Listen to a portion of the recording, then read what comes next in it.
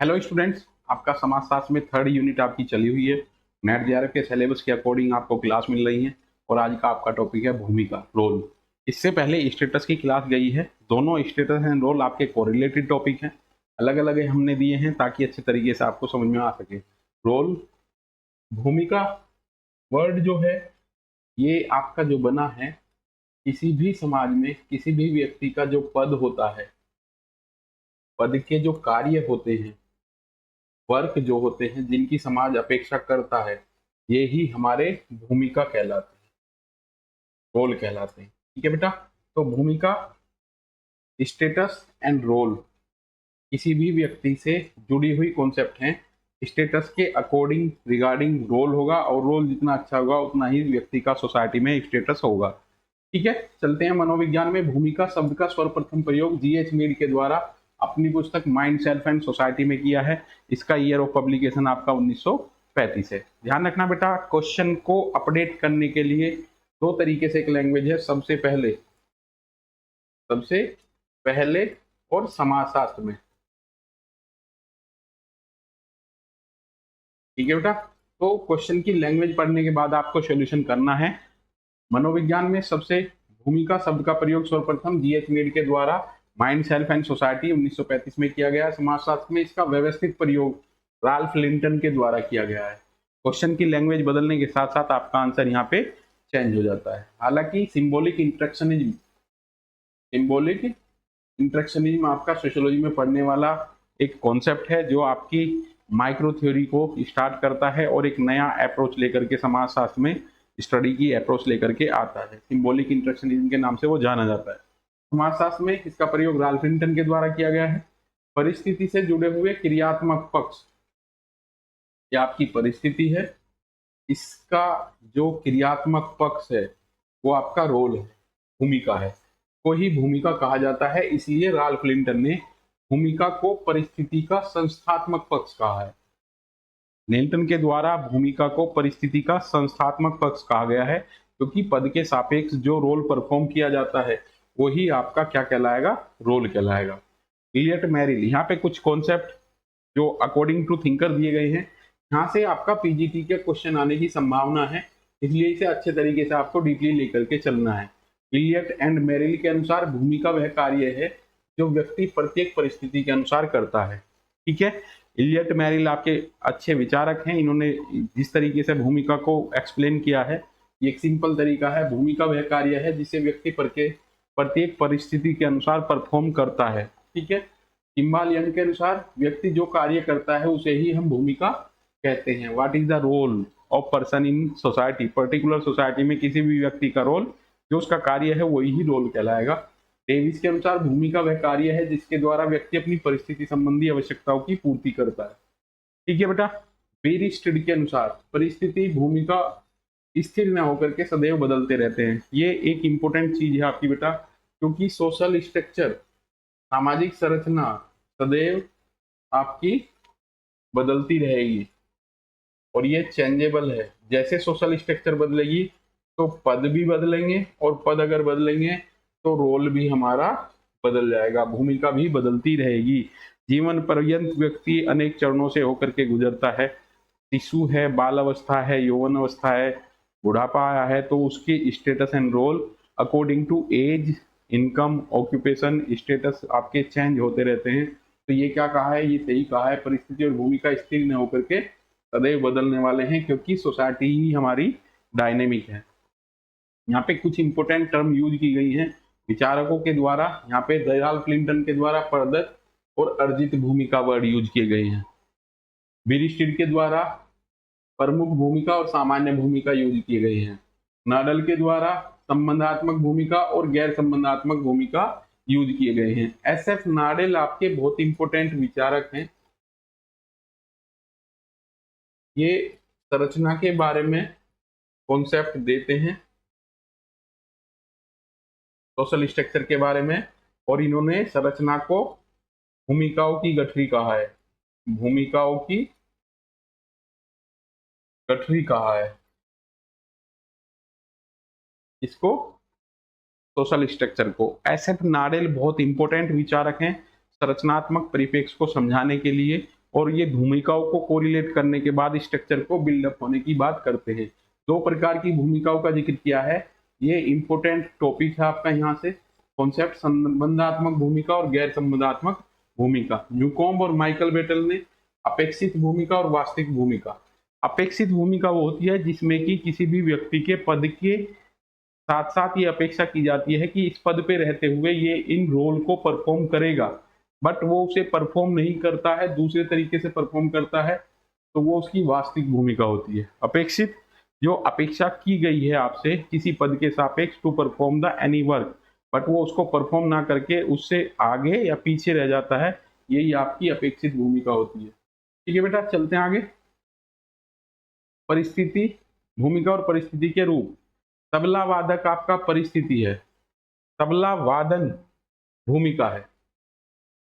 ठीक है, शिक्षक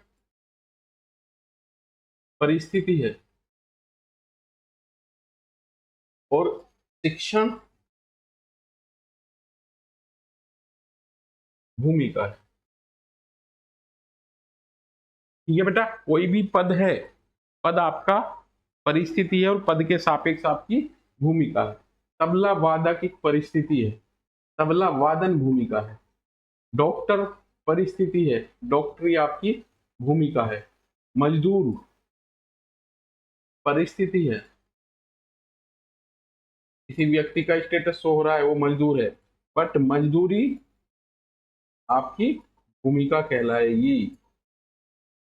ठीक है बेटा, इस टाइप के क्वेश्चन आपके पीजीटी में बहुत आते हैं और ये आपको वहाँ इंपोर्टेंट होते हैं और आपको अच्छे तरीके से इन्हें समझना है। कंफ्यूजन नहीं रहना चाहिए आपको इन कॉन्सेप्ट को लेकर के। आर के मर्टन द्वारा परिस्थिति और भूमिकाओं का वर्गीकरण। भूमिका प्रतिमान, परिस्थिति प्रतिमान भी आपका आर के मर्टन के द्वारा दिया गया है, ऐसे ही भूमिका प्रतिमान आर के मर्टन के द्वारा दिया गया है। भूमिकाओं के गुच्छों को आर के मर्टन ने भूमिका प्रतिमान कहा है। एक प्राचार्य की भूमिका प्राध्यापक, क्लब, छात्र, अभिभावक आदि के साथ जो वे संभल करके भूमिका पुंज कहलाती है। एक व्यक्ति है, उस व्यक्ति का चारों तरफ जो ये अलग अलग रोल वो परफॉर्म कर रहा है, ये आपकी भूमिका पुंज कहलाएगी। बहुविध भूमिका, जैसे शिक्षक, माँ, पत्नी की परिस्थिति के साथ संबंधित भूमिकाओं को विविध भूमिका कहा जाएगा। भूमिका अन्योन्या पारस्परिक भूमिका, शिक्षक और छात्र, छात्र के बिना शिक्षक नहीं है और शिक्षक के बिना छात्र नहीं है। भगवान के बिना भक्त नहीं है और भक्त के बिना भगवान नहीं है। पति के बिना पत्नी नहीं है और पत्नी के बिना पति नहीं है। ये अन्योन क्रिया में, अन्योन भूमिका में आ जाते हैं बेटा। तो इस तरीके से ये अन्योन भूमिकाएं हैं। जब व्यक्ति किसी विशेष भूमिका के निर्वहन में अधिक रुचि प्रतीत होती है तो उसे भूमिका स्ववर्ती कहते हैं। ये भी दिया गया है यहाँ पे, तो इंपोर्टेंट है बेटा ये कॉन्सेप्ट आपके। भूमिका संकलन, अगर कोई व्यक्ति दो या अधिक भूमिकाएं निभाता है जिनमें एक भूमिका दूसरी भूमिका की जिम्मेदारी का अनुपालन करने के लिए उसे प्रेरित करती है, तो उसे भूमिका संकलन कहा गया है। ये कॉन्सेप्ट दिखने में आपको छोटे छोटे लगते हैं, डेली आपके यूजीसी के हैं, आपको पीजीटी जैसी परीक्षा में ज्यादा इंपॉर्टेंट होते हैं। कुछ टॉपिक आपके जो नेट जीआरएफ में पूछे जाते हैं वो मैं आपको हाईलाइट करा रहा हूँ। जैसे पिछली स्लाइड में आपका नाडेल का कॉन्सेप्ट था, संबंधात्मक भूमिका और गैर संबंधात्मक भूमिका, यहाँ से नेट जीआरएफ की परीक्षा में क्वेश्चन आपसे पूछ लिया जाता है। रुग्ण भूमिका, सिक्रोल किसके द्वारा दिया गया बेटा? सिक्रोल किसके द्वारा दिया गया है? इसका सर्वप्रथम प्रयोग जेएल एंडरसन ने किया है, बट विस्तृत व्याख्या आपकी सिक्रोल की पार्सन्स के द्वारा की गई है। और पार्सन्स को क्या कहा जाता है? मेडिकल सोशियोलॉजी के फादर कहे जाते हैं। इन्होंने सिक्रोल कॉन्सेप्ट दिया है। ठीक है, इस अवधारणा के अनुसार बीमारी को समाजशास्त्र से परिप्रेक्ष्य में विचलन की संज्ञा दी गई है। इस स्थिति में व्यक्ति जो भूमिका ग्रहण करता है उसको सिक्रोल कहा गया है, अकॉर्डिंग टू टालकट पार्सन्स। ठीक है, इसके बाद में भूमिका पालन, कोई व्यक्ति समाज की अपेक्षाओं के अनुरूप अपनी भूमिका निभाता है तो उसे भूमिका पालन कहा गया है। ठीक है, अपेक्षित भूमिका और वास्तविक भूमिका, वहां भी पिछली बार ये कैटेगराइजेशन हुआ है, भूमिका पालन टू परफॉर्म द रोल। इसके प्रतिपादक आपके सार्जेंट है। नेक्स्ट है बेटा इसमें भूमिका ग्रहण। इसके प्रतिपादक आपके मीड हैं। मीड के साथ साथ गोफमैन को भी हम यहाँ जोड़ेंगे। रोल प्लेइंग, भूमिका ग्रहण, मीड ने भी इस पे गोफमैन के द्वारा नाटककारिता शैली का यूज किया गया है सोसाइटी की स्ट्रक्चर को समझने के लिए। और ये भूमिका ग्रहण के प्रतिपादक मीड हैं। इसके अनुसार विशिष्ट भूमिकाओं को सीखना, भूमिका ग्रहण करना, दरोगा की भर्ती के लिए अभ्यास करना, ये आपका मीड के द्वारा दिया गया कॉन्सेप्ट है। अभिनय की भूमिका काउट की है बेटा, इसके प्रतिपादक काउट है किसी अन्य पात्र की भूमिका का अभिनय करना। अभिनय की भूमिका है जैसे रामलीला के मैदान में भूमिका निभाना, काउट का दिया गया कॉन्सेप्ट है ये। भूमिका वंचना, इसके प्रतिपादक जॉन पियाजे हैं आपके, ठीक है। जब व्यक्ति एक परिस्थिति का परित्याग कर दूसरी परिस्थिति धारण करता है तो पहली परिस्थिति से संबंधित भूमिकाओं को उसे त्यागना पड़ता है। इसी त्यागने की प्रवृत्ति को हम भूमिका वंचना बोलते हैं। भूमिका वंचना यानी कि पहले जो आपकी परिस्थिति थी उससे रिलेटेड जो कार्य हैं, भूमिकाएं हैं, जो आप रोल परफॉर्म करते थे, उनको आपको त्याग करके नए पद के अकॉर्डिंग अपनी भूमिकाओं को निर्वहन करना होता है। इसी बीच में एक नया कॉन्सेप्ट आता है आपका भूमिका संक्रमण, जिसमें कि क्या है, ए पहले क्या था, मजदूरी करता था, बट वो इसके बाद में क्लर्क बन गया है। तो कभी कभी वो ऐसा एक्ट करेगा कि इसकी भूमिका यहाँ भी वो शो करेगा, इसी को ही भूमिका संक्रमण बोला गया है। दुर्खिम के अनुसार यह भूमिका वंचन की बीच की स्थिति है, ठीक है। भूमिका वंचन करना मतलब क्या है, ए ने ये इससे संबंधित कार्यों को त्याग करके अपना जो नया पद है इसके संबंधित कार्यों को ग्रहण किया है। इसे त्यागने की प्रवृत्ति को हम भूमिका वंचन कहते हैं। बट जब ये पुराने पद की भूमिका नए पद पे रहते हुए हम कभी कभी परफॉर्म करते हैं, क्योंकि ऐसा तो नहीं है कि सोशलाइजेशन के थ्रू हम एकदम से कोई पात्र हैं जिससे कि एकदम से पानी या कोई भी मटेरियल उसमें रखा है उसे निकाल करके दूसरा भर दिया है। तो सोशलाइजेशन की प्रक्रिया के दौरान जो हमारी हैबिट डेवलप होती है, हैबिट डेवलप करने में कम से कम 60 डेज का हमारा टाइम लगता है। जब आप कंटिन्यू कोई वर्क करते हैं तो आदत में आता है। तो नए पद के जो कार्य हैं उनको आदत बनने में टाइम लगेगा, और इसके पद में जब हम इस रोल को परफॉर्म करेंगे, इसी को ही हमने यहाँ भूमिका संक्रमण कहा है। भूमिका बाधा, जो वर्ड दिया गया है एचडी क्रिक का है बेटा, ये इंपोर्टेंट है। जो किसी भूमिका को संपन्न करने में व्यवधान डालते हैं, इसे भूमिका बाधा कहा गया है। एचडी क्रिक, किक से याद रख लेना बेटा ये कॉन्सेप्ट। किक मतलब किक लगाते हैं जो, ठीक है।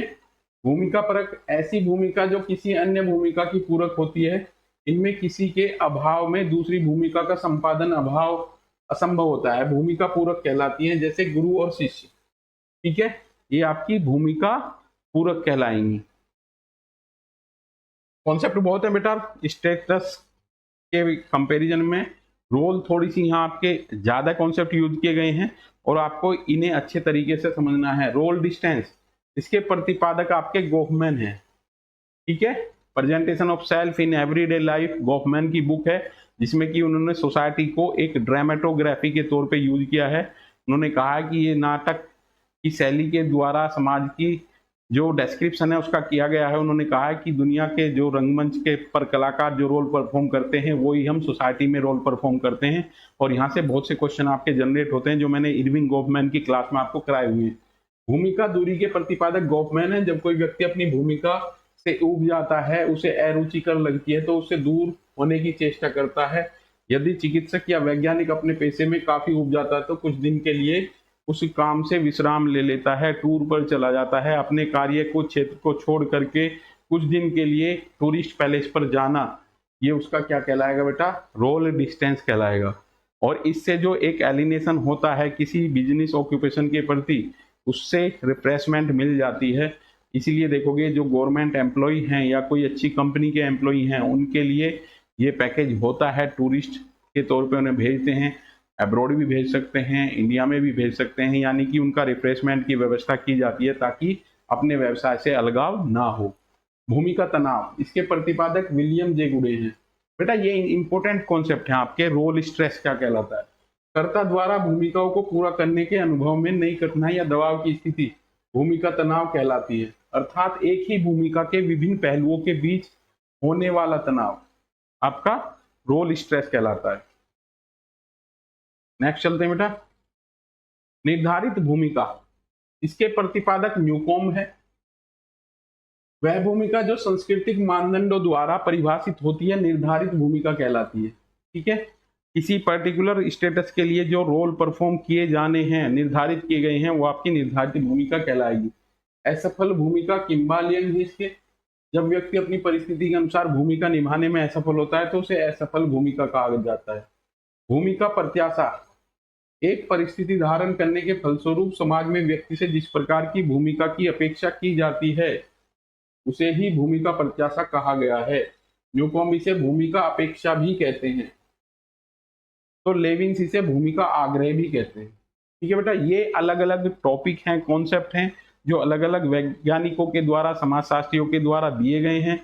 इनकी एक्सप्लेनेशन को लेकर के पीजीटी में ज्यादा संभावना है, क्योंकि ये इतने सिंपल टॉपिक हैं जो आपको बेसिक कॉन्सेप्ट के तौर पे सोशियोलॉजी में समझने हैं। अगर ये आपको नहीं आते हैं तो आपके जो साइंटिस्ट हैं, जो कॉम्प्लेक्स लेवल के टॉपिक हैं, उन तक आप नहीं पहुंच पाओगे। और ये पहले 2018 से पहले आपकी एलिमेंट्री सीडी होती थी सोशियोलॉजी को समझने के लिए। ठीक है बेटा, नेक्स्ट चलते हैं इसमें।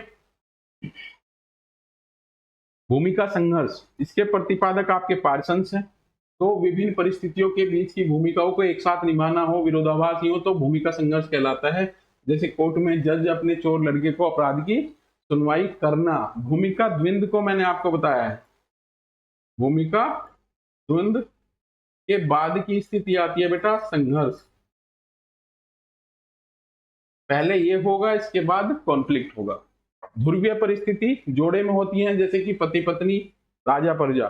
परिस्थिति तुलना, जब परिस्थितियों पर किए गए खर्च, विनियोग और पुरस्कार के आधार पर अपने और दूसरों के बीच तुलना की जाती है तो उसे परिस्थिति तुलना कहा गया है। ठीक है बेटा।